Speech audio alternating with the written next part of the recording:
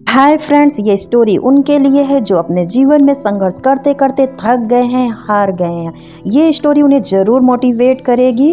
कहते हैं ना, जो मुस्कुरा रहा है उसे दर्द ने पाला होगा, जो चल रहा है उसके पाँव में छाला होगा। बिना संघर्ष के इंसान चमक नहीं सकता, जो जलेगा उसी दिए में उजाला होगा।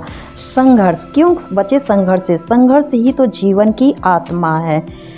जितना ज़्यादा कठिन संघर्ष होगा उतना ही शानदार जीत होगी। आइए इसे समझते हैं एक स्टोरी से।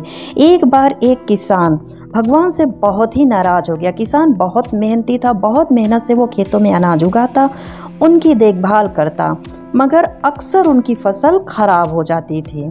कभी सूखा पड़ जाता, कभी बाढ़ आ जाता, कभी तेज़ धूप, कभी आंधी। कोई न कोई कारण ऐसा हो जाता था जिससे उसकी फसल खराब हो जाती थी। तो एक दिन वह किसान गुस्से में आसमान की ओर देखा और बोला, भगवान ईश्वर, आपको तो सब कहते कि आप सर्वज्ञाता हैं, आप सब जानते हैं, आपकी इच्छा के बिना एक पत्ता भी नहीं हिलता, तो फिर ये सब क्यों? आप, मुझे तो लगता है कि आप छोटी से छोटी बात भी नहीं जानते, खेती बाड़ी कैसे होती वो भी नहीं जानते। हर समय आंधी, बाढ़, तूफान आदि सभी आते रहते हैं। आप नहीं जानते हैं कि इससे किसानों को कितना नुकसान उठाना पड़ता है। यदि आप मेरे हाथ में ये शक्ति दे दें, मैं जैसा चाहूँ वैसा मौसम कर दूँ, तो देखना मैं अन्न का भंडार लगा दूँ। भगवान किसान के तीखे वाक्य सुनकर मुस्कुरा रहे थे और किसान के सामने प्रकट हुए और बोले, आज से मैं तुम्हें वो शक्ति देता हूँ। तुम जैसा चाहो अपनी खेती के लिए, जैसी तुम्हारी इच्छा हो वैसा मौसम कर देना, मैं बिल्कुल भी दखल नहीं दूंगा। सब कुछ वैसा ही हुआ। किसान ने गेहूं की फसल अपने खेतों में उगाई। जब उसे लगा कि खेतों को धूप चाहिए, धूप दिया, जब पानी चाहिए तो पानी दिया, और उसे आंधी, तूफान, बाढ़ इन सब कुछ नहीं आने दिया उस खेत पर। किसान के खेत में इस वक्त ऐसी फसल हुई जैसे कभी नहीं थी, हरी भरी लहलहाती फसल। मन ही मन वह बहुत खुश हुआ, सोचने लगा, अब सबूत के साथ दिखाऊंगा भगवान को। इसे कहते हैं शक्ति का सही उपयोग। इसे देखकर वो अपने नियम को जरूर बदलेंगे।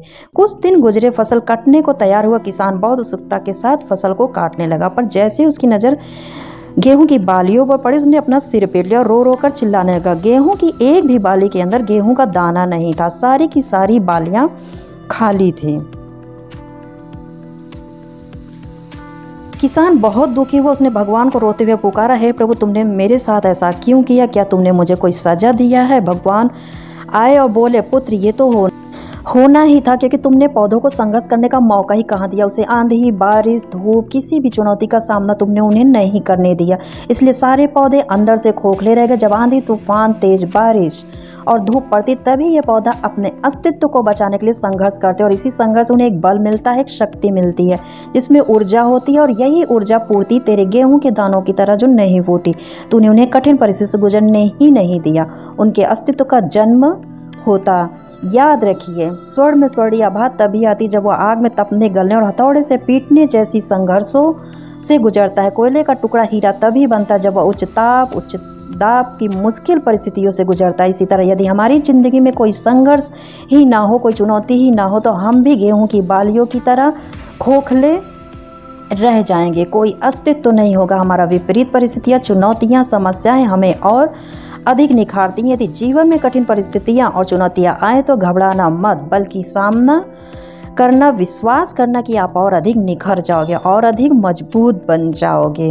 किसी ने कितना सही कहा, जिंदगी जीना आसान नहीं होता, बिना संघर्ष कोई महान नहीं होता। जब तक न पड़े हथौड़े की चोट, तब तक पत्थर भी भगवान नहीं होता। उम्मीद करती हूँ वीडियो आपको ज़रूर पसंद आई होगी, ये मोटिवेशनल स्टोरी आपको ज़रूर पसंद आई होगी, और आप भी समझ गए होंगे कि बिना संघर्ष के जीवन में कुछ नहीं मिलता।